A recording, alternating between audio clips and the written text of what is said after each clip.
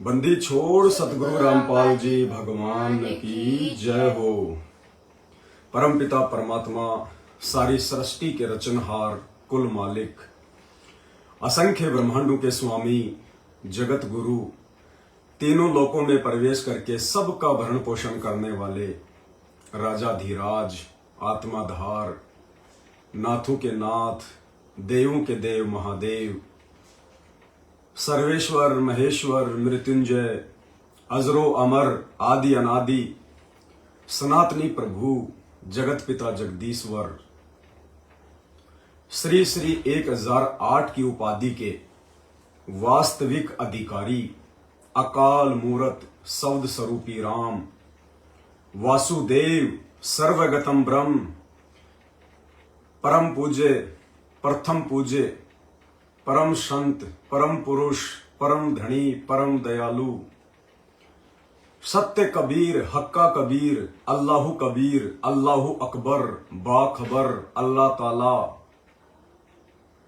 जगत के तारणहार जगत के मुक्तिदाता जगत के जगन्नाथ हारे के सहारे हिंदुओं के राम मुसलमानों के अल्लाह सिखों के वाहिगुरु ईसाइयों के मसीह दया के सागर दयानिधि करुणा के सागर करुणानिधि स्वयंभू परिभू संकट मोचन कष्ट हरण मंगल करण दुख भंजन अविगत कबीर निर्विकार निर्विषम परमात्मा असली मर्यादा पुरुषोत्तम आदि अनादि सतगुरु अलय अलेख सतगुरु असली घनश्याम मनमोहन असली कृष्ण राजाओं के राजा सम्राटों के सम्राट शहंशाहों के शहंशाह मसीहाओं के मसीह अल्लाहों का अल्लाह संत श्रोमणी सतगुरु रामपाल जी परमेश्वर जी के चरण कमल में तुच्छ दास का अनंत कोटि दंडवत प्रणाम। सत्साई भाइयों और बहनों, बहुत बड़ी मेहर परमपिता परमेश्वर जी की आप और हम सभी आत्माओं के ऊपर जो परमेश्वर ने 8 सितंबर 1951 को संत रूप में गांव धनाना जिला सोनीपत हरियाणा में भारतवर्ष की पावन भूमि पर प्रकट होकर अपने चरण कमल रखकर परमेश्वर ने इस धरती के रज रज को पाक पवित्र बना दिया। भारत देश पर परमपिता परमेश्वर सतगुरु रामपाल जी भगवान की विशेष मेहर विशेष दया। हर युग में परमेश्वर भारतवर्ष को ही चुनते हैं भक्ति मार्ग के लिए, इसलिए यहाँ की संस्कृति बची हुई है, यहाँ के लोगों के हृदय में दया और धर्म बचा हुआ है। अन्यथा वेस्टर्न कंट्रीज में आप देख लीजिएगा, फॉरेन कंट्रीज में आप देख लीजिएगा, अरब कंट्री में आप देख लीजिए किस प्रकार से संस्कृतियों का मखौल उड़ा हुआ है। नग्नता चरम सीमा पर है, कोई शर्मा शर्मी नहीं, कोई लोक लाज नहीं। सुबह यदि किसी की गर्लफ्रेंड रूठ जाए छोड़कर चली जाए, शाम को बच्चा मायूस बैठा रहे तो बाप आके बोलता है, क्या हुआ बेटा, why you sad, what's wrong with you. वो कहेगा, oh dad my girlfriend has left me. तो बाप बोलेगा, डोंट वरी बेटा, tomorrow make a new girlfriend, कल दूसरी नई बना ले। ये हाल है विदेशों की संस्कृति का। ये दया परमात्मा ने भारत पे बख्शी हुई है कि यहां पे बेटा अगर 60 साल का भी हो जाए तो भी अपने बाप से नजरें नीची करके ही बात करता है। 40 साल के जवान बेटे के बाप अगर थप्पड़ मार दे, भरी सभा में गाली निकाल दे, डांट दे, फटकार दे, तो वो बेटा उलटकर जवाब नहीं देता है, चुपचाप बातें सुन के घर आ जाता है। ये भारत की संस्कृति में अभी थोड़ी बहुत शर्मा शर्मी बची हुई है। हालांकि शहरों में तो आग लग चुकी है, लेकिन फिर भी परमेश्वर की दया है। और इस आग को लगने से पहले पूर्ण ब्रह्म परमेश्वर कबीर देव जी 8 सितंबर 1951 को पुनः भारतवर्ष की पावन भूमि पर प्रकट होकर इस बिगड़ती हुई स्थिति को परमेश्वर ने संभाल लिया। अन्यथा भारत देश में भी आप जो गोवा देखिए, चेन्नई देखिए, जो सी एरियाज हैं, जो समुद्री इलाके हैं, जो पर्यटन केंद्र हैं, आप वहां देखिए, कोई शर्म नहीं है। बीच के ऊपर लोग बिकनी में पड़े रहते हैं, आधे अधूरे कपड़ों में पड़े रहते हैं। मांसाहार सार्वजनिक हो गया। मुसलमानों को देखिए, सप्ताह में 6 दिन तो मांस खाना ही खाना। दया धर्म का नामो निशान मिटता जा रहा है। पाखंड हर धर्म के अंदर चरम सीमा पर। अब ये दीपावली आ रहा है, देखना किस प्रकार से पाखंड होगा। दीपावली के नाम पे किस प्रकार से बेजुबान जानवरों के गले काटे जाएंगे। लोग दीपावली को एक मनोरंजन के रूप में लेके शराब की बोतलों के ढक्कन खुलेंगे, कोई अपनी रंजिशें निकालेंगे, दुनिया भर का पोल्यूशन कर देंगे त्योहारों के नाम पर। तो भला हुआ जो परमपिता परमेश्वर धरती पे आ गया, वरना शराब घर घर में पहुंच चुकी है। और आजकल तो आप देखेंगे शहरों में आपको लाइट के भी ऐसे शोरूम नहीं मिलेंगे जो लोगों ने वाइन शॉप के शोरूम खोल रखे हैं। अरे जहर की दुकान और सजावट ऐसी कर रखी जैसे कोई ज्वेलरी की दुकान हो। लोगों की शर्म भाग गई, इंसानियत खत्म होती जा रही है, मानवता का स्तर गिरता जा रहा है। भला हुआ जो परमपिता परमेश्वर समय रहते इस धरती पर प्रकट हो गए और आके अपनी आत्माओं को पुनः संभाल रहे हैं। अन्यथा इस भारत देश में यदि संत रामपाल जी भगवान नहीं आते 8 सितंबर 1951 को और अपने विधि विधान अनुसार यदि 1997 से 94 से यदि वो ये तत्व ज्ञान का प्रचार ना करते, तो आने वाले 40 से 50 वर्षों में हिंदुस्तान में कोई राम और श्री कृष्ण को याद करने वाला नहीं बचता, कोई नाम लेने वाला नहीं बचता। ऐसा माहौल बिगड़ने वाला था।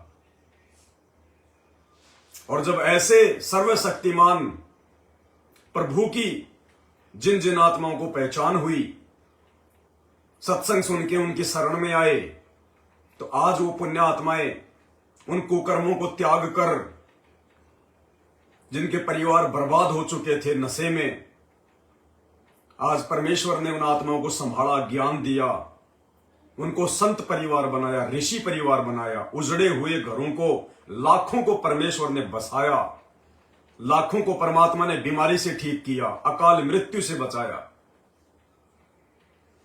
यानी भक्ति के गिरते हुए स्तर को गुरुदेव भगवान ने आकर संभाल लिया। और जब ऐसे गुरुदेव भगवान की हमें शरण प्राप्त हो जाए, उनसे अनमोल तत्व ज्ञान मिल जाए, ये सच्ची भक्ति मिल जाए, तो कौन पीछे हटेगा परमात्मा की सेवा करने में। तन मन धन सब कुछ वारने को तैयार हो जाती हैं आत्माएं, क्योंकि तन मन धन सब उस परमेश्वर का ही है। हम तो झूठे ठेकेदार बने बैठे हैं। आज जितने भी बड़े बड़े धन कुबेर व्यापारी, ये बिजनेसमैन, मरने के बाद में एक चवन्नी नहीं लेके जाएंगे। चवन्नी दुनिया खाएगी इनकी कमाई को, और इन्होंने ये कमाई करने में जितना समय बर्बाद किया है, जो इन्होंने उल्टे काम किए हैं, वो पाप की गठरी खुद बांध के लेके जाएंगे भोगने के लिए। तो शुक्र है परमपिता परमेश्वर सतगुरु रामपाल जी भगवान का, जिन्होंने हमें ऐसे दुखों से दूर कर दिया, सत्य ज्ञान देके सत्य भक्ति दे दी परमात्मा ने। सत्य आचरण करने के लिए परमेश्वर ने हमारे को प्रेरित कर दिया, सच्चाई के राह पे चला दिया। शास्त्र विरुद्ध साधनाओं से हटाकर शास्त्र अनुकूल साधना देकर 84 लाख योनियों में असहनीय पीड़ा और दुख भोगने से बचा लिया। तो बलिहारी जाए हम ऐसे परमपिता परमेश्वर जी पर। तो जब से पुण्यात्माओं को ज्ञान हुआ है कि धरती पर ये तो साक्षात परमात्मा है, संत के चोले में साहिब से सतगुरु भय, सतगुरु से भय संत, धर धर वेख विशाल अंग, वो खेल आदि और अंत। तुम साहिब तुम संत हो, तुम सतगुरु तुम हंस, और गरीब दास तेरे रूप बिना और न दूजा अंश। एक भगत की भूमिका भी परमात्मा ही करता है, संत की भूमिका करके भी वही दिखाता है, एक सच्चा सतगुरु भी वही होता है, और साहिब तो वो है ही। तो सारे गुण परमपिता परमेश्वर सतगुरु रामपाल जी भगवान में पूर्ण रूप से विद्यमान है। तो साध संगति से जुड़ने के बाद में भाई बहनों ने अपने गुरुदेव को भगवान के रूप में जाना, पहचाना, और सबसे पहले फायदा तो हमें ये हुआ कि जब से हमने परमेश्वर को पहचाना है, उसके बाद में हमने अपने मन मंदिर में, अपने घट में और अपने घर में सिवाय अपने गुरुदेव भगवान सतगुरु रामपाल जी के और किसी को नहीं बैठाया। और जितने भी थे, आदरणीय गरीबदास जी महाराज जी की फोटो, दादा गुरुदेव स्वामी रामदेवानंद जी की फोटो, दाढ़ी मूछ वाले काल्पनिक कबीर जी वाली फोटो, पंडित चितानंद जी वाली फोटो, उन सबको हमने अपने घर से, अपने घट से और अपने दरबार से बाहर कर दिया। हमें उनकी वाणियों से मतलब है, हमें उनकी शिक्षाओं से मतलब है, हमें उनके चेहरे से मतलब नहीं है, हमें उन फोटोओं से मतलब नहीं है। ये पतिव्रता पद की भक्ति है। पतिव्रता जमीन पर ज्यों ज्यों धर है पांव, समर्थ झाड़ू देत है ना कांटा लग जाए। जिस दिन हम पतिव्रता पद पे आ जाएंगे, पतिव्रता पद का मतलब एक पति परमेश्वर की भक्ति, एक पति परमेश्वर की पूजा, एक पति परमेश्वर को दंडवत, एक पति परमेश्वर को समर्पण, दूसरे को नहीं। आन खसम नहीं बनाने, एक खसम, आत्मा का खसम, एक खसम। आत्मा एक तो परमात्मा भी एक। अब चाहे आप अपने गुरु को बना लो या चाहे उन फोटोओं को बना लो, तो ज्ञान आधार से हम सत्सेवकों ने अपने गुरुदेव भगवान को ही अपना खसम बना लिया। वो है भी खसम, सबका खसम है। देवी देवताओं से लेके ब्रह्मा विष्णु महेश दुर्गा काल परब्रह्म, सभी जीवात्माओं का एक ही खसम, यानी स्वामी मालिक एक ही है, कबीर देव। और आज वो कबीर देव साक्षात संत रामपाल जी के रूप में अपने तेज पुंज वाले नूरी शरीर को हल्का करके आप और हम सब के सामने प्रकट हैं, विद्यमान है। विश्व का सौभाग्य। तो कौन पीछे हटेगा ऐसे भगवान की पहचान होने के बाद उनकी सेवाओं से। और सभी आत्माओं ने ज्ञान को आधार बना के उनकी गैर हाजिरी में अपने घर को ही आश्रम बना लिया, घर को ही। क्योंकि भगवान कोई पशु नहीं है जो आश्रम में ही मिलेगा, किसी ने बांध के रखा हुआ, जो मंदिर में मिलेगा, मस्जिद में मिलेगा, चर्च में मिलेगा या गुरुद्वारे में मिलेगा। अगर आप उसकी शरण में है, उसके वचन में रह के भक्ति कर रहे हैं, मर्यादाओं में हैं, गुरु को भगवान मानते हैं, तो भगवान आपके पास में है। मोको कहां ढूंढे रे बंदे, मैं तो तेरे पास में। घट ही में गंगा, घट ही में जमुना, घट ही में है जगदीश, सतगुरु तारेंगे। घट का मतलब जब आप अपने गुरुदेव की शिक्षाओं पे चलना शुरू कर दोगे, गुरु को ही अपना बाप मान लोगे, जिसने ना विनाशी का नाप लिया उसने जान अजप्पा जाप लिया, वो हाथ आपना रख दे सिर पर जिसने मान गुरु को बाप लिया। तो जब तक आप अपने गुरु को ही अपना बाप नहीं मानोगे, अपना स्वामी, अपना खसम, अपना परमेश्वर परमात्मा भगवान इष्ट नहीं मानोगे, तब तक आप जी वैश्या भक्ति कर रहे हैं, व्यभिचारणी भक्ति कर रहे हैं। आप पतिव्रता पद पे नहीं हैं। आपके साथ कभी भी कुछ भी अनिष्ट और अप्रिय घटना घटित हो सकती है। तो सभी सत्सेवक भाई बहनों ने साथ संगति से जुड़ के उन फर्जी आश्रमों में, जो आश्रम गुरुदेव भगवान के कलयुगी परिवार ने अपने धार्मिक धंधे के लिए, पेट पोषण के लिए जगह जगह खोल रखे हैं, पाठ के नाम पे लोगों से पैसे वसूलते रहते हैं, ड्रामे करते रहते हैं, दुनिया को बुलाते रहते हैं, राजनेताओं को बुलाते रहते हैं। हमने उन आश्रमों में धक्के खाना छोड़ दिया, क्योंकि गुरुदेव ने कह दिया कि आपका घर ही आपका आश्रम है। और जिस दिन हमारे गुरुदेव भगवान आएंगे उस दिन वो जहां भी जाएंगे हम उनके कुत्ते, उनके सेवक, उनके मजदूर, उनके दास दासियां दौड़े दौड़े चले जाएंगे। लेकिन जब तक गुरुदेव भगवान हिसार जेल में बैठे हुए हैं तब तक हमारा घर ही हमारा आश्रम है। और जैसे ही सत्संग भाई बहनों ने अपने ज्ञान का परिचय देते हुए अपने गुरुदेव भगवान के लिए घर घर में बेड लगा लिए, सबसे पहला स्थान, सर्वोच्च स्थान अपने गुरुदेव भगवान को दे दिया। हम भले ही नीचे सो जाएं लेकिन हमारे गुरुदेव भगवान के लिए बेड या चारपाई या कोई पलंग, या जिसकी आर्थिक स्थिति डाउन है तो उसने एक जगह, साफ सुथरी जगह, स्पेशल मालिक का दरबार, और उसमें उन्होंने जमीन पर ही गुरुदेव भगवान के लिए गद्दा लगा लिया। जरूरी नहीं है कि आपकी आर्थिक स्थिति नहीं है तो आप कहीं से कर्जा लेके बैठ लाओ, नहीं। साधु भूखा भाव का, धन का भूखा नहीं। जिनकी आर्थिक स्थिति सुदृढ़ है वो लाइए, अच्छे से अच्छा लाइए अपने भगवान के लिए। आप सोते हैं उससे भी अच्छा लाइए, भगवान आपके भाव देखेगा। ये भरपाई तो परमात्मा 2 मिनट में कर देगा, 2 मिनट में। जिसने राजाओं को राज दे रखा है, व्यापारियों को व्यापार दे रखा है, वो परमेश्वर क्या नहीं कर देगा। वो आपके भाव देखेगा कि आज आप क्या कर रहे हैं, आप कहां सो रहे हैं और गुरुदेव के लिए क्या व्यवस्था कर रखी है, आप क्या खा रहे हैं और गुरुदेव के लिए क्या व्यवस्था है। आपके भाव देखेगा। मालिक कहते हैं भक्ति करे बिना भाव रे सो कोणे का जाए। और साधु भूखा भाव का, धन का भूखा नाई। तो बहुत सारे हमारे सत्संग भाई बहन ऐसे भी हैं जो सोशल मीडिया पे अपनी वीडियो वायरल करते हैं। उनके घर में बेड नहीं है, अभी वो बेड नहीं ला सकते, उनकी आर्थिक स्थिति इतनी अच्छी नहीं है। उन्होंने नीचे एक स्थान पर जिसमें कोई भी अशुद्ध व्यक्ति प्रवेश नहीं करता, बाहरी व्यक्ति प्रवेश नहीं करता, गुटखा बीड़ी खाने वाला व्यक्ति उस स्थान पर प्रवेश नहीं करता, अपने घर के एक कोने में उन्होंने जहां परमात्मा का दरबार लगाया वहीं उन्होंने एक गद्दा लाके 1500 रुपए का, और वहीं परमात्मा का दरबार लगा दिया, बेड लगा दिया परमात्मा का, बेडशीट बिछा दी। और सुबह शाम बच्चे और वो भाई बहन परमात्मा के चरणों की सेवा करते हैं।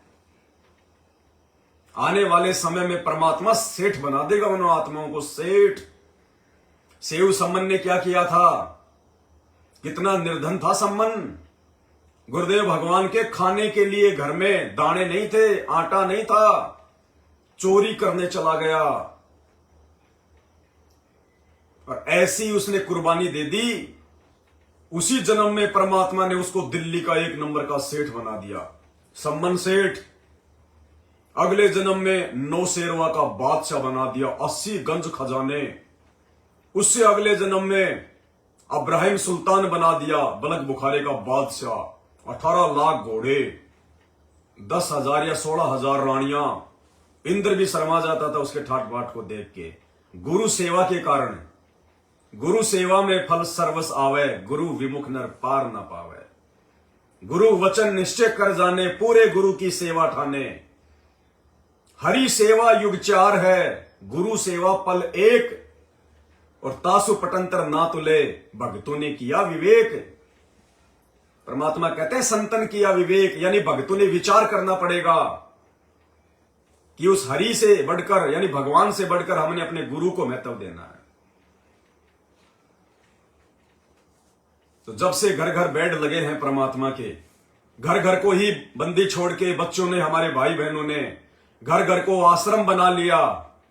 उन फर्जी सतलोक आश्रमों में धक्के खाने से वो बच रहे हैं। अपने घर पर अपने गुरुदेव भगवान को विराजमान कर लिया, उनको प्रकट कर लिया। हमारे पास में सब कुछ है, हमारे पास में गुरुजी भी हैं। क्योंकि यदि हम गुरु को भगवान मानेंगे, उनके वचन में चलेंगे, मर्यादा में चलेंगे, तो गुरुजी का वचन है कि परमात्मा साईं की तरह अपने भगत के साथ रहेगा। जो बच्चा गऊ की नजर में यूं साईं को संत, भगतों के पीछे फिरे वो भगत वत्सल भगवंत। तो गुरुदेव भगवान हमारे साथ में, गुरुदेव भगवान का ज्ञान हमारे साथ में, उनके सत्संग हमारे पास, उनकी आरती हमारे पास, उनका मंत्र हमारे पास, उनकी नियम मर्यादा हमारे पास।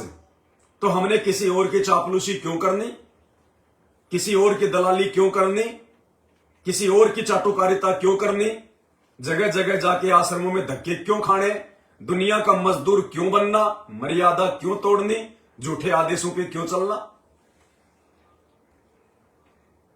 तो कुछ हमारे ही भगत भाई विडंबना, और ये परीक्षा है उन लोगों की जिनकी खुद की औकात नहीं है गुरु को भगवान मानने की, जिनके अंदर खुद इतने भाव अभी पैदा नहीं हुए कि वो गुरु को सर्वोच्च सम्मान दे सके, जो पतिव्रता पद की भक्ति कर सके, अपने घर पर गुरुदेव भगवान के लिए बेड ला सके, उनकी चरण सेवा कर सके।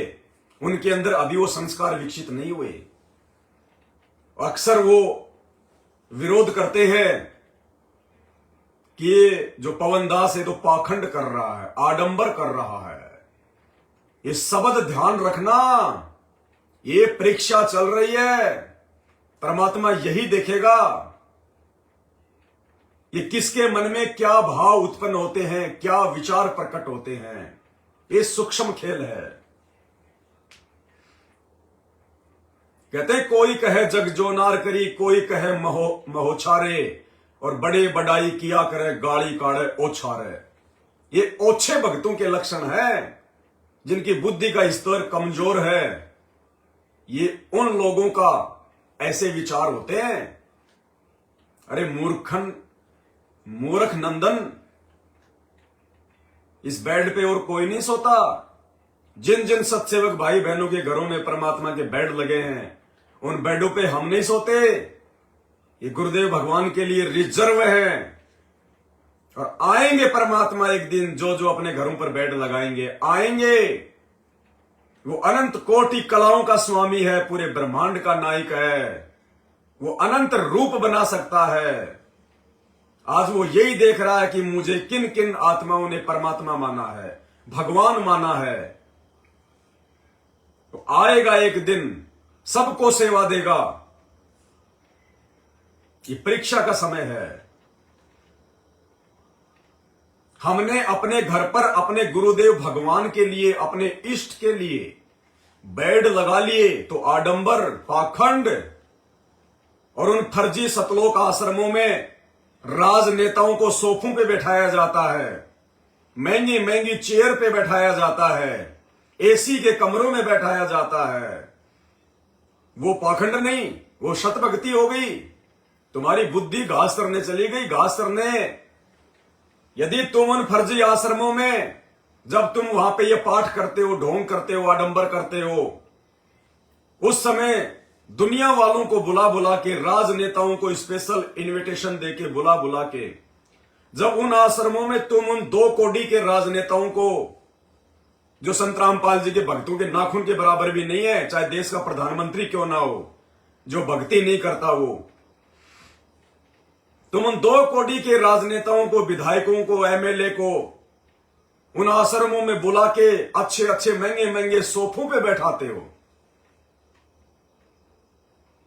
तो हमने अपने घर पर अपने गुरुदेव भगवान को बेड पर बैठाने के लिए तुम्हारी परमिशन लेने की जरूरत है क्या? तुम कौन होते हो हमें परमिशन देने वाले? कौन हो तुम? हम तो पता नहीं क्या कर दें अपने गुरुदेव भगवान के लिए। बेड ले आए तो पेट में दर्द हो गया, घड़ी ले आए लाखों रुपए की तो पेट में दर्द हो गया, 1.25 लाख का बेड आ गया तो पेट में दर्द हो गया, 45,000 रुपए का गद्दा आ गया तो पेट में दर्द हो गया, 22,000 रुपए का परमात्मा का जो है चश्मा आ गया तो पेट में दर्द हो गया। अरे हम तो अपने भगवान के लिए आने वाले समय में हीरे मोतियों से जड़ा हुआ जहाज भी लेके आएंगे। हीरे मोतियों से जड़ा हुआ जहाज। जब ये छोटे मोटे देवी देवता कौस्तुभ मणि से जड़े हुए विमानों में चलते हैं, जो गुरुदेव भगवान के पैर के नाखून के बराबर नहीं है। उस भगवान के लिए तो ना जाने हम क्या कर दें और करेंगे आने वाले समय में। अपने गुरुदेव भगवान के लिए हीरे मोती जड़े जहाज भी लाएंगे, अपनी पलकों पे रखेंगे अपने गुरुदेव भगवान को, अपने परमात्मा को, अपने बाप को। आप लोगों से पूछने की जरूरत नहीं है तुम कौन होते हो हमारे को परमिशन देने वाले। राजनेताओं के तुम तलवे चाटने वालों, दुनिया की चाटुकारिता करने वालों, भगत समाज को धर्म के नाम पे लूटने वालों, हमें तुम्हारे से परमिशन की जरूरत है? हम तो तुम्हारा मुंह भी देखना पसंद नहीं करते ज्ञान आधार से। ऐसे निकम्मों का जो परमेश्वर के मिशन में बाधा बने हुए हैं, भक्ति में राजनीति का समावेश कर दिया, सबकी मर्यादाएं तोड़वा दी, अकाल मृत्यु मर रहा है भगत समाज। तुम जैसे निकम्मों के लिए तो गुरुदेव भगवान कहते हैं पापी प्रभात ना भेटे और मुंह देखे पाप लगे जिसका। कि ऐसा पापी इंसान तो सुबह सुबह दिखाई भी नहीं देना चाहिए, उसका तो मुंह देखते ही पाप लगता है। पापी प्रभात ना भेटो, मुख देखे पाप लगे जिसका, और 9 मास गर्भ त्रास दई, धिक्कार जन्म उसकी मां का। तुम हमें शिक्षा दोगे हमने क्या करना है अपने गुरु के लिए। ये ना समझना कि अब परमात्मा उन फर्जी आश्रमों में आएंगे। दास बार बार कहता है तुम धनाना क्या, चाहे तुम पूरे संसार को आश्रम बना दो बहुत बड़ा, तो भी परमात्मा अब अपने परिवार के पास में नहीं आएंगे, उन कलयुगी काल के एजेंटों के पास नहीं आएंगे। परमेश्वर उन फर्जी आश्रमों में बाथरूम करने भी नहीं जाएंगे। ये पूर्ण संत है, ये भक्ति का भूखा है। दास गरीब शब्द रस भोगी, ये शब्द रस का भोगी है। इसको जहां पे भक्ति दिखाई देगी, जहां पे इसको संतता दिखाई देगी, जहां पे इसको मर्यादा दिखाई देगी, जहां पे इसको भाव दिखाई देंगे, श्रद्धा दिखाई देगी, ये परमेश्वर वहां जाएगा। तुम्हें बहुत मौका दे दिया परमात्मा ने, 27 साल थोड़े नहीं होते, लेकिन हर बार तुमने उस परमात्मा की छाती में तीर मारा है। उनकी मर्यादा तोड़ के, उनका वचन तोड़ के तुमने अपने गुरुदेव के दिल को दुखाया है। अब नहीं आने वाला वो समदृष्टि परमात्मा, मत रहना इस भूल में। वो कहां जाएगा, क्या करेगा, आने वाले समय में देखना। तो ऐसे परमेश्वर के लिए हम क्या नहीं कर दे।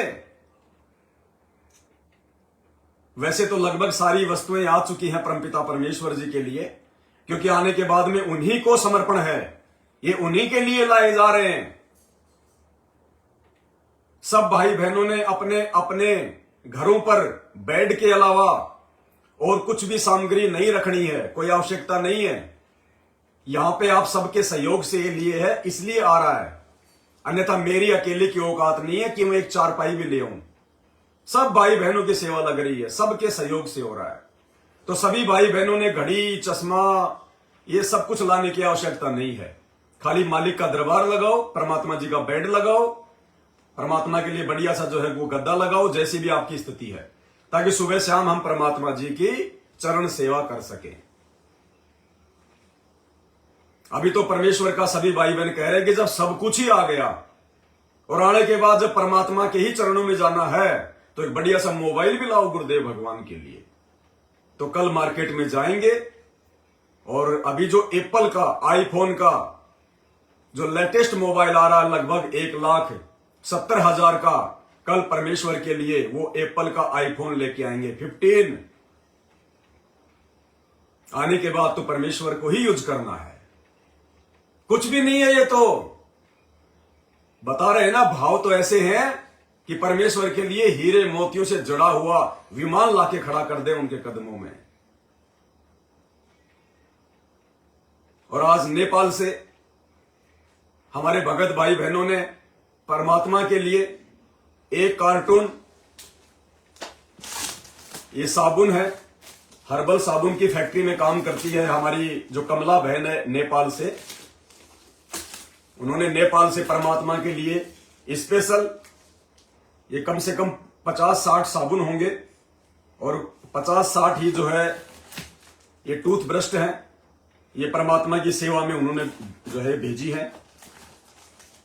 दास ने सबसे पहले एक साबुन और एक ये टूथपेस्ट परमपिता परमेश्वर जी को दंडवत करके और उनकी सेवा में अर्पण कर दिया कि परमेश्वर, आपकी बेटी ने, आपकी बच्ची ने आपके लिए सप्रेम भेंट भेजी है, परमेश्वर दया करना। तो मालिक की मौज, ये परमेश्वर की सेवा में रहेगी। आने के बाद परमपिता परमेश्वर ने ही यूज करना है, उनके आदेश से फिर कोई और यूज करेगा तो वो करेगा। तो क्या नहीं कर दे हम परमपिता परमेश्वर जी के लिए। तो ये छोटी सी जानकारी थी, ये आप सभी भाई बहनों को देनी थी, क्योंकि परमात्मा कहते हैं बिना प्रेम उपजय नहीं चाहे कोटि समाधि ला। भाई तू कितने धक्के खा ले आश्रमों में, मंदिरों में, मस्जिदों में, किसी की चापलूसी कर ले, परमात्मा कहते हैं जब तक तुम्हारा अपने गुरुजी के प्रति हृदय में वो प्रेम प्रकट नहीं होगा तब तक तेरी भक्ति निरर्थक, यूजलेस, बेकार।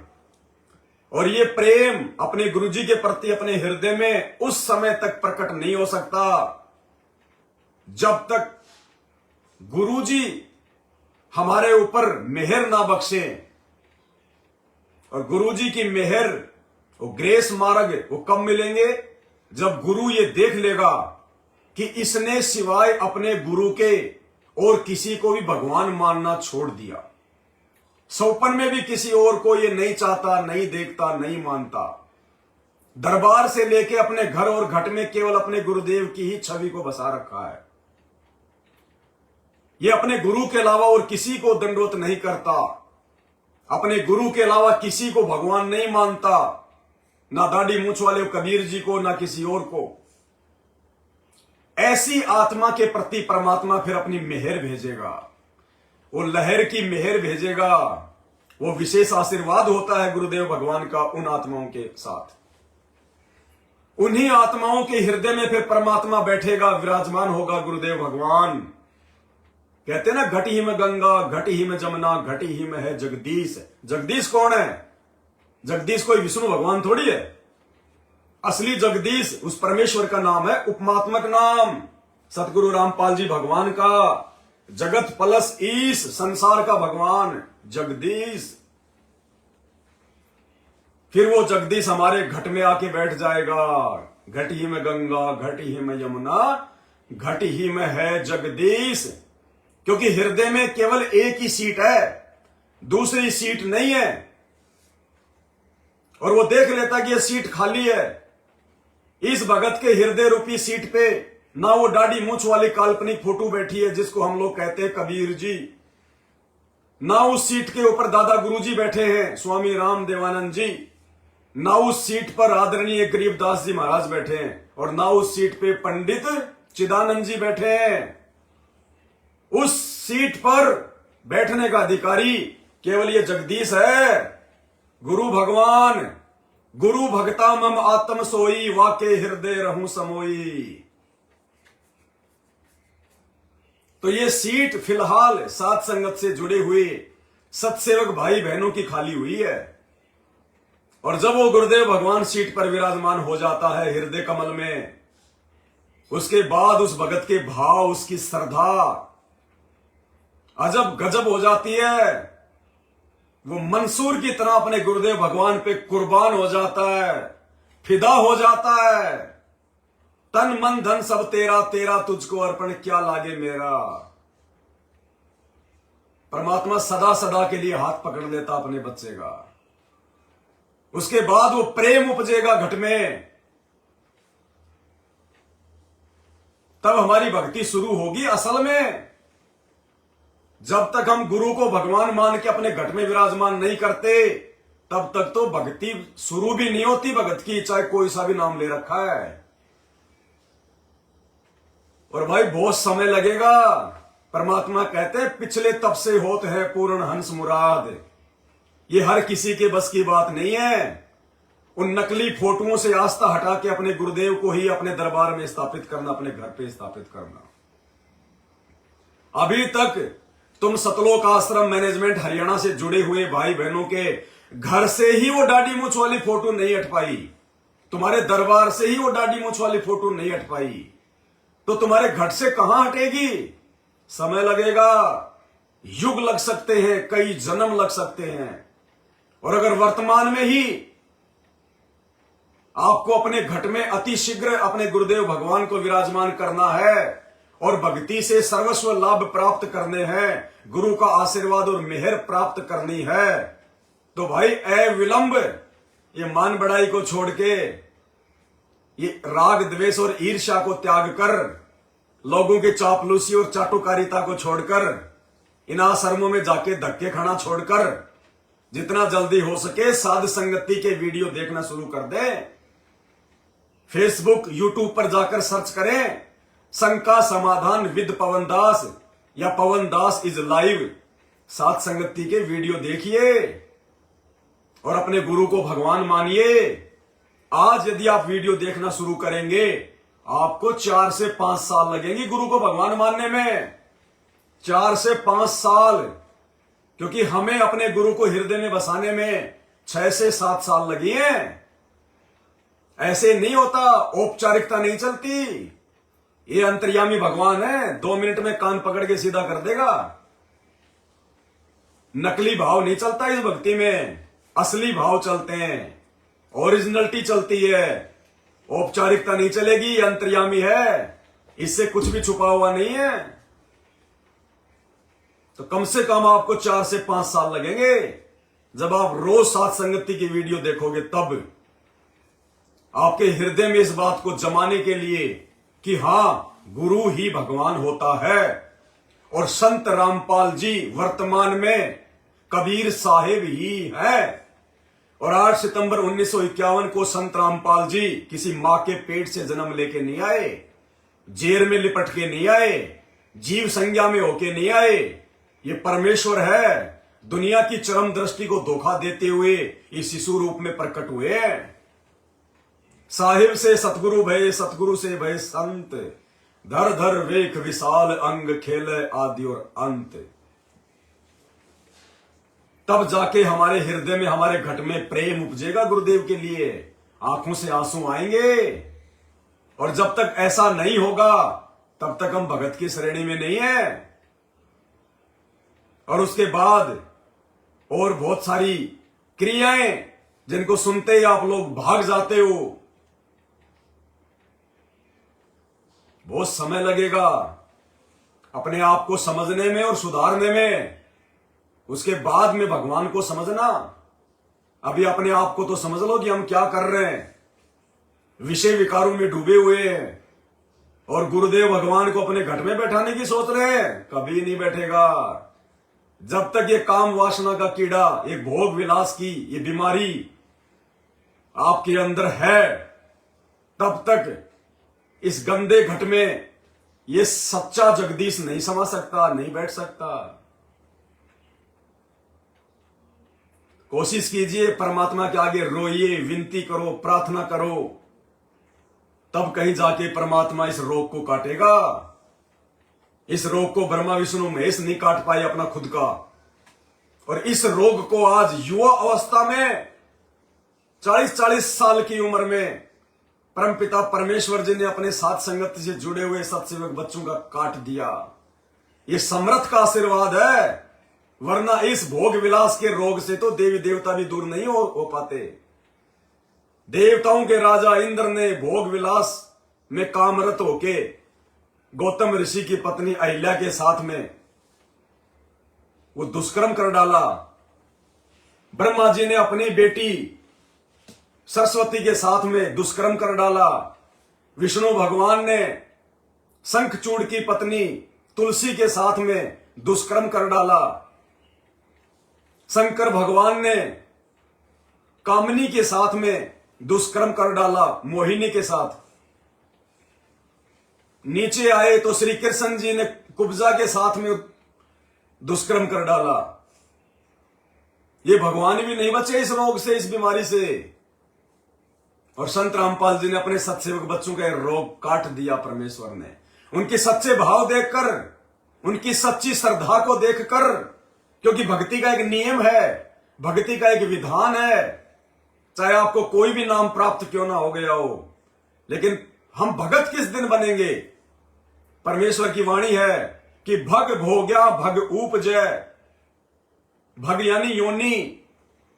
जब तक जीव, भले उसने सच्चे गुरु से नाम ले लिया, जब तक वो उसको भोगेगा, कहते भग भोग्या भग उपजय, और भग से बचा न कोई। ये तुम्हारे देवी देवता भी नहीं बच पाए, पीर पैगंबर भी नहीं बच पाए, विश्वामित्र जैसे भी नहीं बच पाए। भग भोग्या भग उपजय, भग से बचा न कोई, और जो कोई भग से बचे भगत कहावे सोए। उस दिन तो हम असल में संत रामपाल जी के भगत की श्रेणी में माने जाएंगे, जिस दिन हम इस विषय वासना रूपी इस गंदगी से दूर होंगे। और ये विशेष मेहर, विशेष दया, इस बीमारी से दूर होने की परमेश्वर ने साध संगति के माध्यम से अपने बच्चों पर बख्शी है। और साध संगति से जुड़कर ही आप इन विकारों से दूर हट सकते हैं, क्योंकि गुरु को भगवान माने बिना गुरु जी प्रसन्न नहीं हो सकता, और गुरु के प्रसन्न हुए बिना आपके ये विषय विकार शांत नहीं हो सकते। तो बहुत बड़ी मेहर सतगुरु रामपाल जी भगवान की उनके सत्सेवक बच्चों के ऊपर। हे परमपिता परमेश्वर, आपने कैसे दया कर दी परमात्मा। इन विषय विकारों को त्यागने के लिए हम कितना प्रयास किया करते थे, कितनी कोशिशें करते थे, तरह तरह के संकल्प लिया करते थे, फिर भी हम इनसे दूर नहीं हो पाते थे। और ये काम वासना जैसा विषय विकार तो छोड़िए, एक बीड़ी पीने की लत नहीं छूट पा रही थी। और आज साथ संगति से जुड़ने के बाद, गुरुदेव को भगवान मानने के बाद, परमात्मा ने यह पहाड़ जैसा रोग काट दिया। इन सब चीजों को देख के हमारा विश्वास और दृढ़ होता है कि साक्षात पूर्ण ब्रह्म है, साक्षात पूर्ण ब्रह्म। जिस बीमारी से यहां का भगवान काल ज्योति निरंजन ब्रह्म भी छुटकारा प्राप्त नहीं कर पा रहा, उस भयंकर बीमारी से, विषय वासना के रोग से, लोभ और लालच से, मोह और अहंकार से, इन पांचों भयंकर विकारों से कैसे गुरुदेव ने चंद समय में अपने सत्सेवक बच्चों के ऊपर दया बख्श दी, मेहर बख्श दी। तो हृदय से हम अपने गुरुदेव भगवान के श्री चरण कमल में बलिहारी, इस मानव शरीर के खून का एक एक टपका गुरुदेव के चरणों में समर्पित, तन मन धन गुरुदेव को समर्पित। इसलिए हम उनके कुत्ते बन के रहते हैं, हम उनके ये चरण चाटते हैं, उनकी सेवा करते हैं। हालांकि जीव की क्या औकात जो गुरु की सेवा कर दे, लेकिन कहते हैं आप पे आरती आप पे साजे, आप पे किंगर आप पे बाजे। परमात्मा खुद ही अपने बच्चों को ऐसे भाव देता है, खुद ही अपनी सेवा करवाता है, सेवा की प्रेरणा भी वो स्वयं देता है, और फिर अपने बच्चों को सेवा करता हुआ देखकर वो प्रसन्न होता है। और फिर कहता है नुक्ते ऊपर रिजूंगा, करोड़ों कर्म जल जाएंगे तुम्हारे। तो ये नुक्ते हैं, हर कोई नहीं ला सकता अपने गुरुदेव भगवान के लिए इतना प्रेम, इतना प्यार और इतना समर्पण, इतनी श्रद्धा। हर कोई नहीं छोड़ सकता अपने गुरुदेव के वचन पे चलते हुए जगत को, समाज को, संसार को, रिश्तेदारों को, यार दोस्तों को। हर कोई नहीं ला सकता अपने गुरुदेव भगवान के लिए बेड अपने घर पर, अपने दरबार में उनकी सेवा के लिए। वही ला सकता है जिसके ऊपर गुरु की रजा हो। किसी भगत की भी औकात नहीं है कोई ये सोचे कि मैं साथ संगति से जुड़ गया, मेरे पास इतना पैसा है, मैं ले आऊंगा। जिस दिन ये जरा सा अहम आ गया, उठा के पटक देगा परमात्मा। ये तो गुरुदेव की रजा के बिना पत्ता भी नहीं हिल सकता। भक्ति मुक्ति के दाता सतगुरु भटकत प्राण फिरंदा, इस साहिब के हुक्म बिना नहीं पेड़ का पात हिलंता। ये वो समर्थ परमात्मा है। कद बिलड़ी काशी पड़ी आई, कड पड़ी आई गीता, और झूठे बेर राम बनकर खा गए। नेक शर्म नहीं कीता। ऐसे समर्थ सतगुरु है ये, तो इनकी रजा से ये सब कुछ संभव है। और धरती पर कोई ऐसा संत महात्मा जगत गुरु नहीं है जो इतने थोड़े समय में अपने भक्तों के भाव बदल दे, ये विषय विकार छुड़वा दे। ये नकली संत नहीं छोड़ पा रहे, बड़े बड़े जगत गुरु नहीं छोड़ पा रहे ये विकार।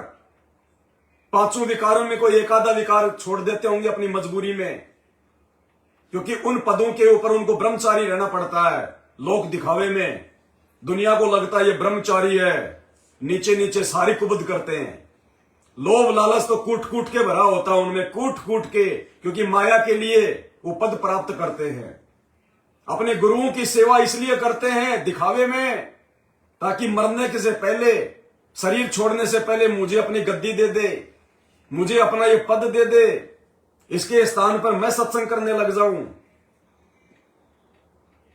लेकिन इस मार्ग में ऐसा नहीं है, और जिसने ऐसा सोचा उसका बेड़ा गर्क। क्योंकि परमात्मा की वाणी है कि सतगुरु के दरबार में ग्राहक कोटि अनंत, कि सतगुरु के दरबार में उनके भगत करोड़ों की संख्या में होंगे। सतगुरु के दरबार में ग्राहक कोटि अनंत, पर चार चीज वो चाहते, रिद्धि सिद्धि मान और महंत। कोई तो रिद्धि चाहता है कि मेरे अंदर शक्तियां आ जाए, मुझे ये पैसा मिल जाए। कोई सिद्धि, मेरे अंदर ये शक्तियां आ जाए चमत्कार दिखाने की। कोई मान बढ़ाई के लिए कि भाई इसके तो बहुत अच्छे संपर्क है फलाने महात्मा जी के साथ में। और रिद्धि सिद्धि मान महंत, और कोई महंताई के लिए, गुरु पद के लिए, कि इसके मरने के बाद मुझे मिल जाए। तो परमेश्वर कहते हैं सतगुरु के दरबार में गाहक कोटि अनंत, पर चार चीज ये चाहते, रिद्धि सिद्धि मान महंत। फिर परमेश्वर ने बताया सतगुरु के दरबार में ऐसा कोई एक, इन चारों को ठोकर मार के वो चाहेगा सतगुरु अलेख। वो केवल अपने गुरुदेव भगवान को चाहेगा, उनके चरणों की सेवा चाहेगा। उसको ये गद्दी वद्दी से, संपत्ति से, राजपद से, महंताई से, मान बढ़ाई से, इनसे कोई लेना देना नहीं होगा। केवल अपने आत्म कल्याण के लिए अपने गुरुदेव भगवान को अपने शीश पे रखेगा। तो आज सत्सेवकों पे दया बख्शी है परमात्मा ने। वो एक का मतलब चाहे लाखों हो जाओ, एक का मतलब एक ही नहीं कि एक ही होगा। उस ज्ञान को आधार बना के चाहे अपने गुरु को लाखों समर्पित हो जाओ, वो लाखों उस एक की श्रेणी में आ जाएंगे। तो बहुत बड़ी मेहर गुरुदेव भगवान की, और यही चाहते हैं परमपिता परमेश्वर सतगुरु रामपाल जी भगवान। यही उनका सत्य मिशन है। परमात्मा चाहते हैं कि मेरे यहां से जाने के बाद में मेरे इस सत्य भक्ति मार्ग में ड्रामा शुरू ना हो जाए, पाखंड शुरू ना हो जाए, आडंबर शुरू ना हो जाए। ये धर्म काल प्रेरणा से काल के एजेंट धंधे में तब्दील ना कर दे। उसके लिए परमेश्वर ने सात संगतियां शुरू करवाई। पहले ज्ञान से हमारे को परिपूर्ण किया, फिर अपने आप की पहचान करवाई। हमारे हृदय में परमेश्वर ने वो प्रेम भरा अपने गुरु के प्रति, अपने स्वयं के प्रति, ताकि मेरे सतलोक जाने के बाद ये आत्माएं ज्ञान को आधार बना के भक्ति करें। ये दर दर की ठोकर खाते हुए ना फिरें, धक्के खाते हुए ना फिरें। उस आश्रम में चलो, उस आश्रम में चलो। जब तक ये धनाना आश्रम नहीं बना था तब तक कहते थे कि सबसे बड़ा आश्रम बैतूल में दुनिया वहां भाग रही थी भेड़ की तरह। फिर एक राजस्थान के सोजत में आश्रम बन गया, पाली जिले में। उन्होंने अपना अलग ही झंडा गाड़ दिया। एक वाणी किसी साधु संत की कि जोधपुर से इतनार, और पाली से इतनार, मंडोर से 21, और भाई कलयुग में वहां मिलेगा जगदीश। यानी वो जगह, वो पाली से 7 किलोमीटर, जोधपुर से 60 किलोमीटर और मंडोर से 21 किलोमीटर, कहते वहां मिलेगा जगदीश। बहुत गाया करते थे लोग वो वाणी कि भाई राजस्थान के सोजत में ही आश्रम जो बना है ना, सतलोक आश्रम, बस वो जगदीश तो यही मिलेगा। वो कबीर जी यहीं मिलेगा और कहीं नहीं मिलेगा। और जैसे ही वो धनाना आश्रम का काम शुरू हुआ हरियाणा में, उसकी महिमा मंडन शुरू हो गया। दुनिया का सबसे बड़ा आश्रम धनाना धाम, धनाना धाम। अब वो जगदीश राजस्थान से दौड़ के धनाना चला गया। थोड़े दिनों में और नया ड्रामा कर देंगे। संत रामपाल जी के 2 बेटे हैं, काल प्रेरित। जब दोनों में झगड़ा हो जाएगा माया को लेके, तो दूसरा कहीं और आश्रम खोल देगा। आधे लोग वहां भाग जाएंगे धक्के खाने के लिए। फिर क्या पता थोड़े दिनों में संत रामपाल जी के भाई में काल प्रेरणा कर दे, क्योंकि ये सब के सब ये काल के गुलाम है। वो अपना नया चिमटा काट दे, कहीं वो गुरु बन के बैठ जाएगा। तो 10-15% मूर्ख उसके पास चले जाएंगे प्रसाद लेने के लिए। तो परमेश्वर तो अंतर्यामी, उनको सब पता है कि काल क्या क्या ड्रामे करेगा और ये कर सकता है। उसके लिए परमेश्वर ने भक्ति चाहने वाली आत्माओं को पहले ही सावधान कर दिया। परमात्मा सबके लिए नहीं आता है तो नाम सबको देता है, चाहे पूरी दुनिया ले ले। लेकिन परमेश्वर के तो उस भीड़ में से चंद हीरे मोतीलाल होते हैं। गोता मारूं स्वर्ग में जा बैठूं पाताल, और गरीब दास ढूंढता फिरूं अपने हीरे मोती लाल। गोता मारूं स्वर्ग में जा बैठूं पाताल, गरीब दास ढूंढता फिरूं अपने हीरे मोती लाल। पहुंचूंगा सन एक में जन अपने के काज, हिरणाकुश उदर विदारिया, नरसिंह जी उधर लूं साज। तो परमेश्वर कबाड़ का व्यापारी नहीं है। परमात्मा भक्ति का भूखा है, भाव का भूखा है। और वो भक्ति, भाव, श्रद्धा, लगन, समर्पण उसी समय भगत के अंदर जागृत हो सकती है जिस दिन वो भगत अपने गुरु को ही भगवान मान ले। गुरु गोविंद 2 नहीं भाई, जब तक 2 समझेगा वो दोजक में जाई। दोजक यानी नरक। गुरु बड़े हैं गोविंद से मन में देख विचार, हरि सुमरे सो यही धक्के खा रहे हैं। और गुरु भजे हुए पार, उनका उद्धार हो गया। इतना आसान नहीं है। गुरुजी कहते हैं बरवाड़े का बस अड्डा नहीं है जो तुम बस के पीछे लटक के पहुंच जाओगे। ये सतलोक की यात्रा है, सतलोक की भक्ति।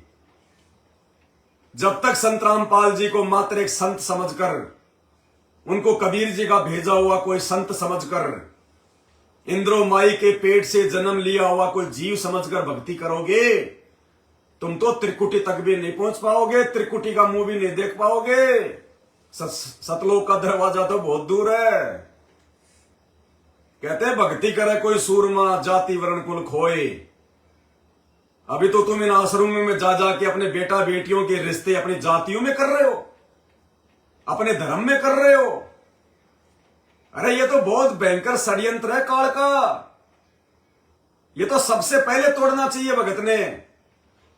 अगर कोई सच्चा भगत है संत रामपाल जी का, अगर वो यादव जाति में है या जाट जाति में है, मान लीजिए कोई ब्राह्मण जाति में है और संत रामपाल जी का भगत है, और उसके बच्चों की जो है शादी की उम्र हो गई है, अगर वो संत रामपाल जी का भगत है, असली खून है, उनका असली अंश है, उस ब्राह्मण जाति के व्यक्ति ने अपने बच्चों की शादी ब्राह्मण कुल में नहीं करनी, जानबूझ के उसने किसी दूसरे कुल में करनी है। चाहे वो यादव कुल हो, चाहे वो चमार कुल हो, चाहे वो धानक कुल हो, कोई भी कुल हो, जानबूझकर उसने अपने गुरुदेव को प्रसन्न करने के लिए, अपने गुरुजी के दिल में जगह बनाने के लिए, अपने गुरुदेव भगवान के उस नारे को सफल करने के लिए कि जीव हमारी जाति है, मानव धर्म हमारा, हिंदू मुस्लिम सिख ईसाई धर्म नहीं कोई न्यारा। अगर ब्राह्मण परिवार को ब्राह्मण परिवार में भी लड़का या लड़की आसानी से मिल रहा है, तो भी उस भगत ने ब्राह्मण कुल में अपने बच्चों की शादी ना करके और दूसरी जाति में करनी चाहिए, ताकि उसका गुरु उससे जो है वो प्रसन्न हो कि ये मेरा बच्चा मेरे ज्ञान को समझ के मेरे वचन पे चल रहा है। इसी प्रकार ये समाज से ये जातियों का बंधन टूटेगा। और तुम उन आश्रमों में जाके बड़े बड़े उन्होंने अपने रजिस्टर बना रखे हैं, जिनके लड़का लड़की जवान हो गए वो उनके रिश्तों के लिए यहां पे एंट्री करवा दें। तुम जाते हो दौड़ दौड़ के हाजी श्यामलाल गुर्जर, अच्छा जी लड़की है, हाजी मेरी लड़की है, शादी के लायक हो गई, लड़का चाहिए जी, देखो जी कोई गुर्जर खानदान में देखो ना कोई, और भाई साहब हमारा गोत्र सिरा देना, हमारे गोत्र में देखना। दूसरा आएगा, हाजी क्या नाम जी आपका? मेरा नाम है रामलाल गोदारा। गोदारा, अच्छा हाजी देखो जी कोई गोदारा में देखो जी, हमारे तो गोत्र मिलने चाहिए, नहीं तो हमारे रिश्तेदार हमारे को जीने नहीं देंगे। ऐसे वो रजिस्टर भरे पड़े हैं। ये क्या संत रामपाल जी के मिशन को आगे बढ़ाएंगे, ये तो उनके मिशन की टांग खींच रहे। सबको अपने अपने जाति वाले चाहिए, अपने अपने धर्म वाले चाहिए। असल में वो संत रामपाल जी का भगत ही नहीं है, उसको ज्ञान ही नहीं हुआ, अभी लोक लाज में फंसा हुआ है, मान मर्यादाओं में फंसा हुआ है, रिश्तेदारों का भय व्याप्त है उसको, समाज में अपनी इज्जत का डर है, बेइज्जती ना हो जाए, लोग क्या कहेंगे, कल को फिर गधा बन के घूमेगा, नंगा होके कुत्ता बन के घूमेगा पूंछ उठा के, तब क्या कहेगा समाज, तब क्या कहेगा भाईचारा। और यही होगा यदि इस महापुरुष से नाम दीक्षा लेने के बाद भी यदि उनके वचनों पे नहीं चलोगे तो भाई और बहनों, यदि आप साथ संगत से जुड़े हुए हो तो ध्यान रख लेना, यह सतलोक जाने की परीक्षा है। और आपको परमात्मा ने उस हाथी पे बैठा दिया, उस एरावत हाथी पे। अब यदि कोई अपनी गलती से नीचे गिर गया, वो युगन युगन वापस इस परमात्मा के हृदय में नहीं समा पाएगा, क्योंकि नादान को मां बाप फिर भी संभाल लेता है, लेकिन जो समझदार बच्चा होकर भी मां की गोद में पेशाब कर दे, उसको नीचे उतार के सबसे पहले 2 गाल पे खींच खींच के मारती है वो। तो आप साथ संगत से जुड़े हुए भाई बहन, परमात्मा के समझदार बच्चे हो, गुरुदेव भगवान के। और यदि हमने गलती कर दी, कोशिश करो, यदि आपके बच्चे शादी के लायक हो रहे हैं तो जल्दबाजी मत करो। 2-2.5 साल की बात है, आ जाएंगे परमात्मा। वो जेल में बैठने नहीं गया, वो केवल हमारा झाड़ा लेने गया है।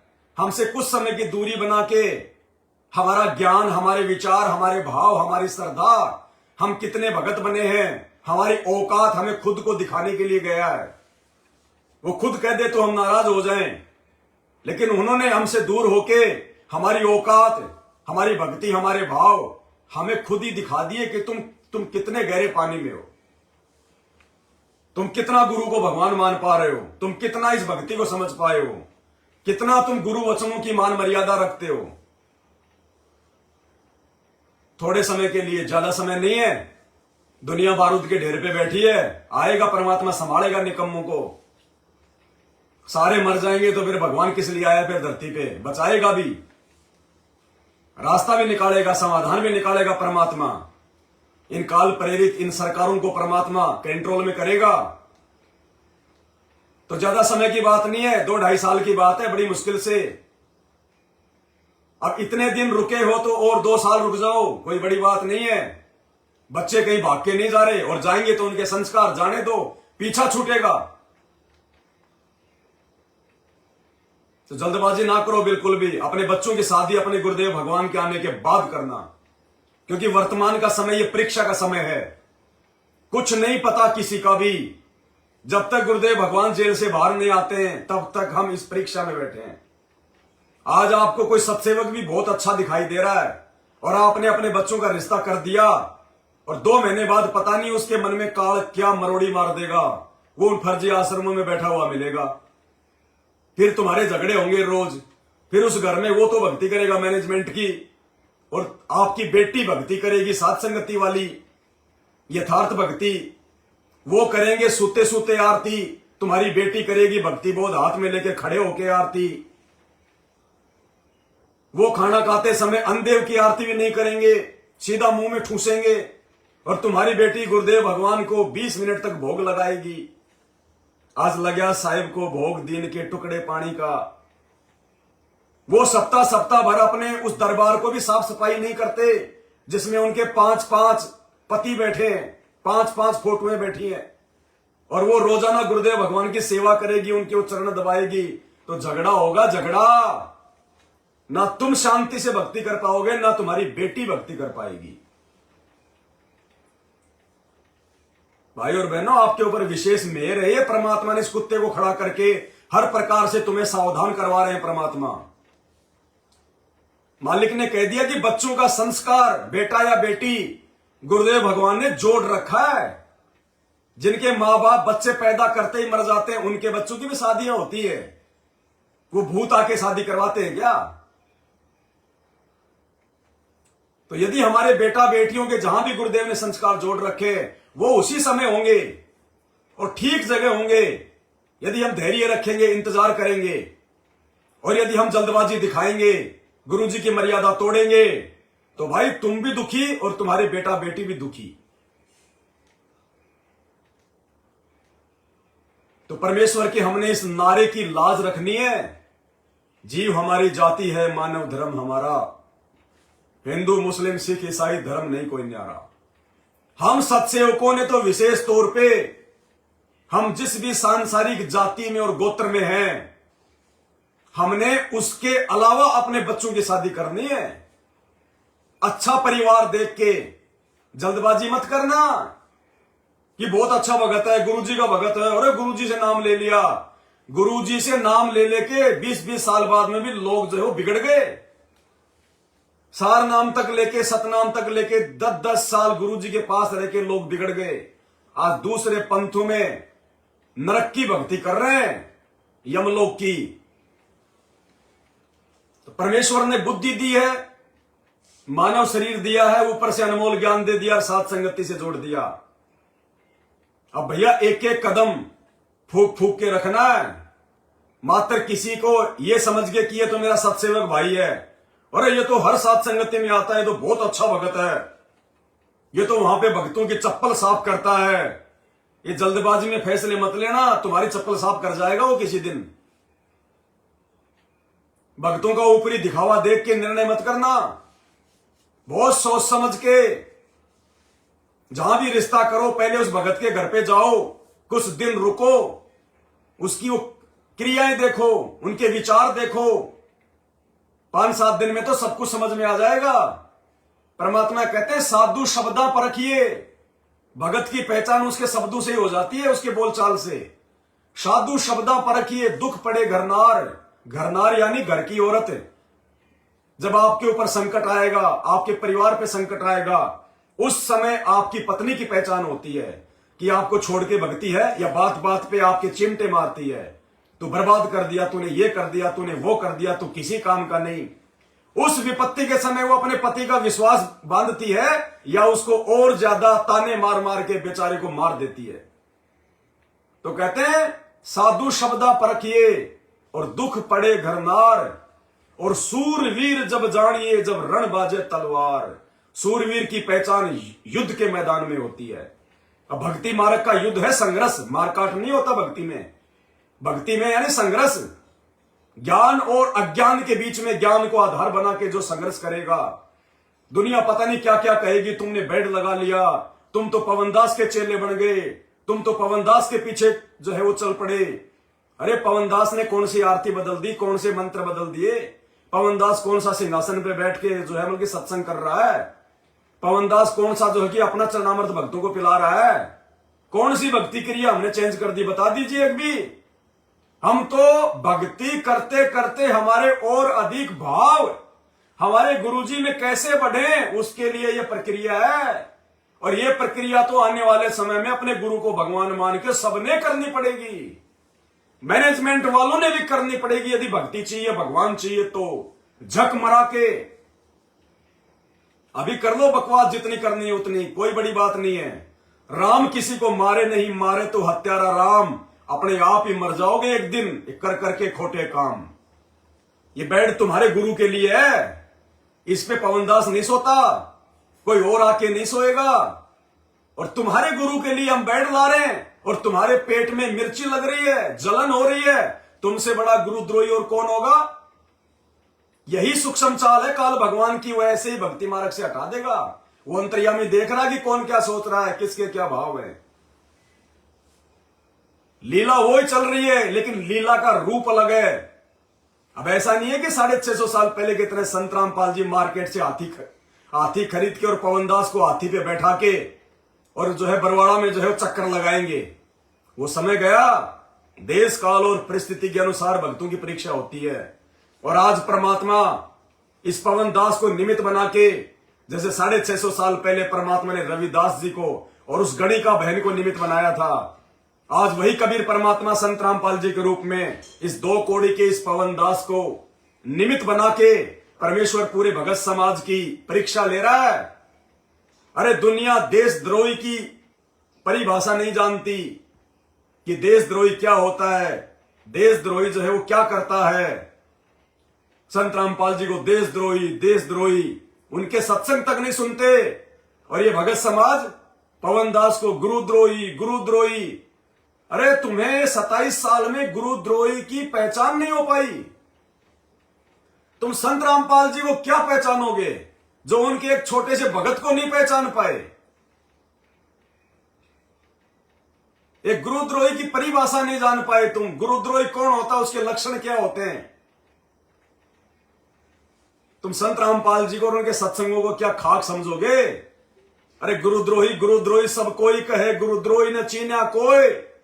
और गुरु जी से बैर और ईर्ष्या करे, जो गुरु जी का विरोध करे, जो गुरु जी को गालियां दे, गुरु जी का नाम तक ना ले, कहते गुरुद्रोही कहावे सोए।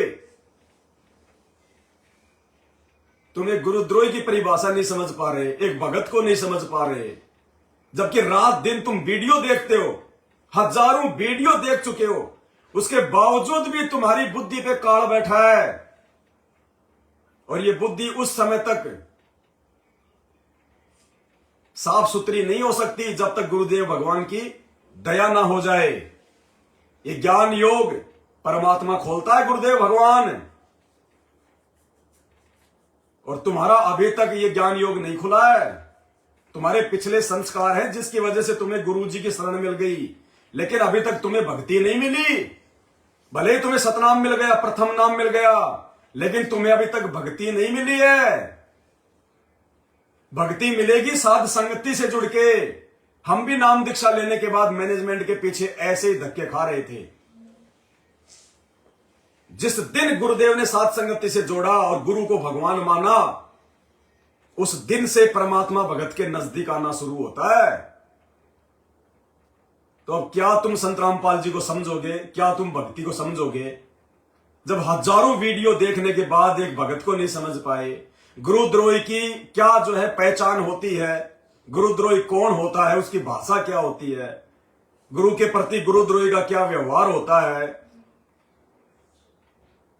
तुम क्या समझोगे संत रामपाल जी को और उनकी भक्ति को। बहुत समय लगेगा। साथ संगति से जुड़ने के बाद भी 5-6 साल लगेंगे संत रामपाल जी को समझने में, इस भक्ति को समझने में। ये ना सोचना हम तो संत रामपाल जी की शरण में आ गए, नाम दीक्षा ले ली, भगत हो गए। नहीं, रोज नित्य नियम पढ़ते हो लेकिन विचार नहीं करते। नाम दीक्षा लेने के बाद भी गुरुजी भगत को शरण में उस समय लेगा कब? ताते सतगुरु शरणा लीजे, कपट भाव जिन दूर करीजे। गुरुदेव उस दिन भगत को अपने शरण में लेगा जिस दिन वो अपने हृदय से कपट भाव निकाल देगा। कौन सा है कपट भाव? अपने गुरुजी के प्रति। कैसे? अपने गुरुजी को परमात्मा ना मान के किसी और को पूजना, किसी और को भगवान मान के पूजना, किसी और को भोग लगाना, किसी और को दंडवत करना, किसी और के आगे दीपक जलाना, किसी और को भगवान बताना। जो काम तुम कर रहे हो मैनेजमेंट वाले, दाढ़ी मूछ वाले को भगवान बताते हो, कबीर जी को। दाढ़ी मूछ वाली उस कबीर जी की फोटो को आश्रमों में जब 3 दिन का पाठ होता है भोग लगाते हो। सारी फोटोएं तुम्हारे वहां पे दंडवत स्थल पे गरीबदास जी की, स्वामी रामदेवानंद जी की, दाढ़ी मूछ वाले कबीर जी की, भगत लौट रहे हैं, दंडवत कर रहे हैं, ना उनको दंडवत करने की विधि का पता। गाय भैंस की तरह सीधे पड़ते झटके से, चाहे सामने फोटो चाहे गरीबदास जी की हो चाहे दादा गुरु की हो, कोई फर्क नहीं पड़ता उनको। बस फॉर्मेलिटी पूरी करनी है, उठे गिरे उठे गिरे। बहुत समय लगेगा, बहुत समय लगेगा। तो आज के वीडियो में केवल इतना ही। आप सभी भाई बहनों को यह सूचना देनी थी। नेपाल से हमारी कमला बहन ने, वो जिस कंपनी में काम करती है, एक कार्टून उन्होंने परमात्मा की सेवा में भेजा है। और अब हर दिन दास लाइव आएगा, दिन में 2 बार लाइव आएगा, क्योंकि समय बहुत थोड़ा बचा है। और इस समय काल तेजी से साथ संगत से जुड़े हुए भाई बहनों को तोड़ने का प्रयास करेगा। साथ संगत से जुड़े हुए भाई बहनों से भी दास प्रार्थना करेगा, भैया हिम्मत रखना। ये दास 8 साल से कहता रहा कि मुझ पवन दास को देख के मत चलना, गुरुजी के ज्ञान को देख के चलना। अगर तुम्हें लगता है कि जो पवन दास कर रहा है, यदि मैं कोई भक्ति विधि में कोई बदलाव कर रहा हूं, कोई चेंज कर रहा हूं, तो भैया बेशक छोड़ के चले जाना। मुझे किसी से कोई स्वार्थ नहीं है, मेरी किसी से कोई यारी दोस्ती नहीं है।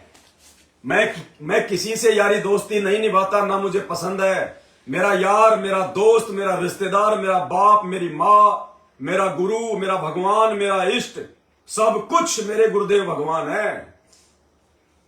आप लोग स्वतंत्र हैं, यहां कोई दबाव नहीं है किसी पे कि मैनेजमेंट के आदेश नहीं मानोगे तो तुम्हारा पीला पर्चा निकाल देंगे, उसकी नो एंट्री हो गई, वो गुरुद्रोही हो गया, उसको आश्रम में नहीं आने देंगे। ये तानाशाही यहां नहीं है, यहां मनमाना आचरण नहीं है, यहां ज्ञान आधार है। अच्छा लगे तो सुनना, ना अच्छा लगे तो जो कर रहे हो करो भैया, कोई दबाव नहीं है, कोई प्रेशर नहीं है। पवन दास को कोई संत नहीं बनना, कोई महंत नहीं बनना, कोई गुरु नहीं बनना, ना ही पवन दास को गुरु गद्दी चाहिए। संत रामपाल जी की गुरु गद्दी लेने वाला तो गधे की योनि में जाएगा, गधे की योनि में। ये तो कार्टून की सेज है। इस कार्टून की सेज को 21 ब्रह्मांड में संत रामपाल जी के अलावा कोई सहन नहीं कर सकता। गुरु बनना तो अपना सत्यानाश करवाना है।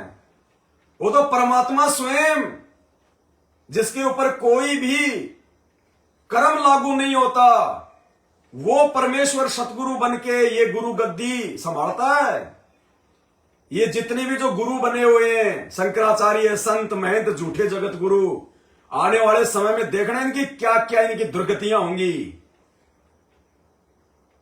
जीवित जग में जूते पड़ेंगे और फिर यम फोड़ेंगे छाती। गुरुपद कोई बच्चों का खेल नहीं है। ये दास तो विनती करता भगवान से, परमात्मा एक छोटा मोटा कोई सच्चा मुच्चा आपका भगत बन जाऊं, वही मेरे लिए तो बहुत बड़ी बात है। मुझे तो परमात्मा आप अपना भगत बना दो, अच्छा भगत है, सच्चा भगत बना दो परमात्मा अपने आशीर्वाद से। ये दास तो कभी सौपन में भी नहीं सोचता इस कार्टून की सेज के बारे में, गुरु गद्दी और गुरु संपत्ति के बारे में। सीधा नरक में जाएगा, गधा बनेगा, गधा जिसने सोच भी लिया। ये भक्ति मार्ग है, कोई बच्चों का खेल नहीं है। धरती पे परमात्मा है, कोई आम संत नहीं है। तो भाई और बहनों, आज की वीडियो में केवल इतना ही। और साथ संगत वाले भाई बहन विशेष तौर से सावधान रहना भाई। आप कितने भी साथ संगति से जुड़ो और कितने भी टूट टूट के जाओ, मुझे कोई फर्क नहीं पड़ता। मेरा जीवन, मेरी श्वास, मेरा परिवार, मेरा भविष्य मेरे गुरुदेव के हाथ में है। ना साथ संगत वालों के हाथ में है, ना भक्तों के हाथ में है, ना जगत के हाथ में है, ना काल के हाथ में है। दास पहले भी अकेला था, आज भी अकेला है और आगे भी अकेला रहेगा। अकेला ही आया था और अकेला ही जाएगा। बच्चे भक्ति करेंगे नहीं करेंगे अपने लिए, मुझे कोई फर्क नहीं पड़ता। मैं भक्ति करूं ना करूं, मेरे बच्चों को कोई फर्क नहीं पड़ता। दास जब जेल चला गया था, बच्चे मेरे से मिलने आते थे, तो भक्तमती ने कहा कि भैया तुम देखना, तुम कहीं ये सोचो मैं जेल में आ गया, मेरे साथ ये क्या हो गया, कहीं तुम्हारे मन में दोष उत्पन्न हो जाए। तुम भक्ति करो ना करो, बाढ़ में जाओ, तुम जानो, तुम्हारा काम जाने। हम तो गुरु जी को नहीं छोड़ सकते, चाहे तू जेल से बाहर आ चाहे ना। तो भैया यहां तो परमात्मा ने सबको इसी हिसाब से तैयार कर रखा है। ना पवनदास अपने बच्चों के भरोसे, ना बच्चे पवनदास के भरोसे, पूरा परिवार गुरुदेव के भरोसे है। और जो गुरु को अपना भरोसा बना लेता है, अपना बाप बना लेता है, अपना खसम बना लेता है, फिर ये वो खसम है जो पलकों पे रखता है, पलकों पे।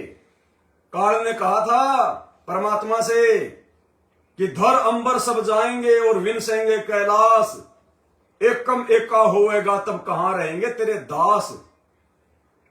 तो परमेश्वर ने कहा कि धर अंबर सब जान दे और विनसन दे कैलाश, एकम एका होण दे।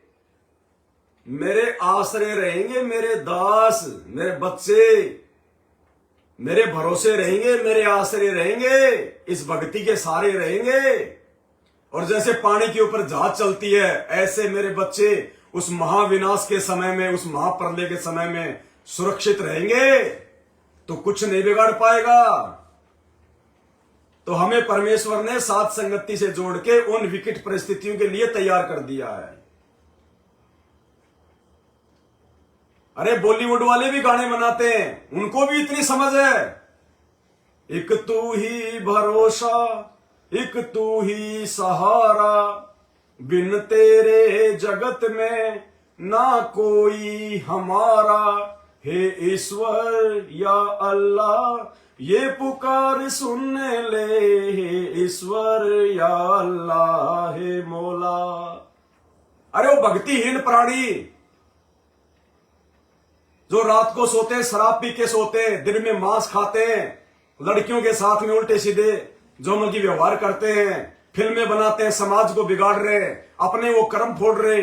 उन बॉलीवुड वालों को भी इतनी समझ है कि भगवान के भरोसे रहने से सारा काम होता है। अंत में कोई किसी का नहीं है यहां पे, लेकिन वो खाली जुबान तक, बोलने तक सीमित है। और हम भक्तों को परमात्मा ने अनमोल तत्व ज्ञान दे दिया, हमने उन बातों को अपने हृदय में उतारना है। उन्होंने गा जरूर दिया, उन्होंने बोल जरूर दिया वो शब्द, लेकिन वो हृदय में नहीं उतार पाते। और आज हमें गुरुदेव ने वो ज्ञान दे दिया, जब उनके बनाए शब्दों को, उनके भजनों को जब सुनते हैं तो आंखों से आंसू आते हैं, हमें अपने गुरुदेव भगवान की याद आती है, हमारा विश्वास जो है वो दृढ़ होता है। तो हमने केवल अपने गुरु के भरोसे रहना है, अपने बाप के भरोसे रहना है। वो हाथ अपना रख दे सिर पर जिसने मान सतगुरु को बाप लिया। तो ये हमारा बाप है, ये सबका बाप है, 33 करोड़ देव देवताओं का बाप है, ब्रह्मा विष्णु महेश का बाप है, दुर्गा का बाप है, ये काल का बाप है। जब आप सृष्टि रचना पढ़ेंगे और अपने ही धर्मशास्त्रों को पढ़ेंगे, तब आपको पता चलेगा कि ये सबका बाप है। अल्लाहों का अल्लाह, भगवानों का भगवान, मसीहों का मसीहा, देवादिदेव महादेव यही है मृत्युंजय, सर्वेश्वर महेश्वर ये है। वो भगवान शंकर नहीं है मृत्युंजय महेश्वर, भस्मासुर के आगे भैंसी की तरह भाग लिया था। होता अगर अमर तो खड़ा हो जाता कि ले क्या बिगाड़ेगा मेरा, मैं तो अमर हूं। लेकिन जैसे ही भस्मासुर के हाथ में वो भस्म कंडा आया और बोला, होले हो शंकर होशियार, तुझे मारूंगा, पार्वती को पत्नी बनाऊंगा। तो गुरुदेव भगवान कहते हैं जैसे दो झोटे, दो भैंसे भागते एक दूसरे के पीछे, वो पुजारी पीछे पीछे, भगवान आगे आगे जाए खकाट पाड़ता। तेरा गजब होइयो, परमात्मा कहते हैं रे तेरा गजब होइयो। तो भाई और बहनों समझो अपने भगवान को, अपने परमात्मा को कोई कुछ नहीं बिगाड़ सकता। हमारा भाई बहनों परमात्मा ने निर्भय कर रखा है, निर्विकार निर्भय तू ही और सकल भयमान, सब पे तेरी साहिबी तुझ पे साहिब नाए। अरे हिसार जेल से ऑडियो आ रही है, कितने अच्छे संदेश आ रहे हैं। बात बात में गुरुजी क्या करें कि तुम पतिव्रता पद पे आ जाओ। पतिव्रता पद यानी अपने गुरु को अपना बाप मान लो, अपना पति मान लो, अपना परमेश्वर मान लो। परमात्मा कहते हैं तुम्हारा कोई बाल बाका नहीं कर पाएगा, तुम्हारे परिवार तक की मैं रक्षा करूंगा, लेकिन रहना मेरे वचन में, मेरी मर्यादा में। अगर अपने गुरु को दुखी कर दिया फिर तो तुम्हें कुत्ते पाड़ डालेंगे, और अगर रहोगे मर्यादा में, गुरु को भगवान मान के, तो तुम हाथी पे बैठे हो, कुत्ते तुम्हारा कुछ नहीं बिगाड़ सकते। ये कुत्ते की श्रेणी में सब आ गए किस ब्रह्मांड में जितनी भी शक्तियां हैं। देव, महादेव, ब्रह्मा, विष्णु, महेश, 33 करोड़ देव देवता, भूत, भैरव, माई, मसानी, सेठ, शीतला सब आ गए। परमात्मा कहते हैं कोई तुम्हारा कुछ नहीं बिगाड़ पाएगा। जब वो नहीं बिगाड़ पाएंगे तो यहां के 2 कोटि के आप और हमारे जैसे जीव हमारा क्या बिगाड़ पाएंगे। सब कुछ परमेश्वर के हाथ में, रिमोट गुरु के हाथ में है। जब तक इसकी मर्यादा नहीं तोड़ेंगे, अब वो अपने रिमोट से इन बुरी शक्तियों को, इन बुरे लोगों को हमारे से 20 कोस दूर रखेगा। हम ऐसे समर्थ की शरण में हैं, इसलिए गुरु जी कहते पहचान लो अपने भगवान को। बार बार क्या कहते हैं परमात्मा, बच्चों अब 650 साल पहले वाली गलती ना करना, पहचान लो अपने भगवान को। अब भी नहीं पहचानोगे तो बताओ फिर मैं कौन सा तरीका अपनाऊं। विशेष संदेश नंबर 7 और 8 को ध्यान से सुनना, 7 को, कि अब भी नहीं पहचानोगे तो फिर मैं कौन सा तरीका अपनाऊं।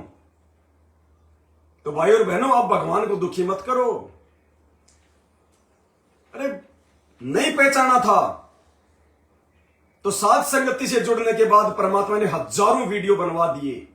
वो सारे वीडियो इसी बात को लेके तो बनाए गए हैं कि गुरु ही भगवान है, गुरु ही कबीर देव है। ये कोई कबीर जी का भेजा हुआ संत नहीं है, कबीर जी का भेजा हुआ दूत नहीं है, उनका संदेशवाहक नहीं है, उनका हंस नहीं है, उनका दास नहीं है। ये वो महाराज है पूरी दुनिया जिसके दास और दासियां हैं। वो काल भगवान और दुर्गा जो 21 ब्रह्मांड के स्वामी हैं, वो भी इस पूर्ण ब्रह्म परमात्मा के दरबार में शतलोक में उनकी मजदूरी करते हैं। काल जो पीसे पीसना, जोरा है पणियार, और ये 2 असली मजदूर हैं मेरे सतगुरु के दरबार। कितना समझा दिया परमात्मा ने। नित्य नियम शुरू करते ही परमात्मा कहते हैं गिरि पर पटन वह परलोक है जहां अदली सतगुरु सारे, और भक्ति हेत से उतरे पाए हम दीदार। हमने किसके दीदार पाए? संत रामपाल जी के। तो भक्ति हेत कौन आया नीचे उतर के? संत रामपाल जी। कहां रहते? गिरि पर पटन वह परलोक है। परलोक यानी दूसरा लोक, सतलोक, जहां अदली सतगुरु सार, जहां वो न्यायकारी परमात्मा रहते हैं सतगुरु रूप में, वो कबीर जी। और वही कबीर परमात्मा भक्ति हेतु उतरे। सतगुरु रामपाल जी भगवान का रूप बना के नीचे उतरे, आ गए और पाए हम दीदार। और क्या समझाएगा परमात्मा, कैसे समझाएगा? अब परमात्मा कहते हैं ज्ञानकार गांव का तो चमका सा होता है। जो परमात्मा के हंस होंगे वो तो समझ जाएंगे, वो तो अपना तन मन धन अपने गुरुदेव भगवान के चरणों में समर्पित कर देंगे। उनको कहीं और भगवान दिखाई नहीं देगा अपने भगवान के अलावा, अपने गुरु जी के अलावा। और भाई भेड़ के आगे चाहे कितनी बीन बजा लो, उनके तो जू भी नहीं रहेंगी, जू भी। तो आपने भेड़ों को देख के चलना है या साथ संगति से जुड़ के अपने आत्म कल्याण को देख के चलना है, ये निर्णय आपके ऊपर है। दास की तो भगवान ने भोंकने की ड्यूटी लगाई है।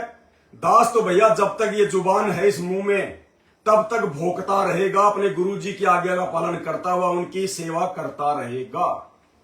जो मुझे अच्छा लगेगा, जिस कर्म से मेरे गुरुदेव भगवान मेरे हृदय में और नजदीक आते हैं, मेरा प्रेम मेरे गुरु जी के प्रति और बढ़ता है, मेरी श्रद्धा, मेरा विश्वास मेरे गुरु जी के प्रति और बढ़ता है, जिन क्रियाओं के करने से भाई वो क्रिया दास भी करेगा और आप सबको लाइव वीडियो बना के भी दिखाएगा।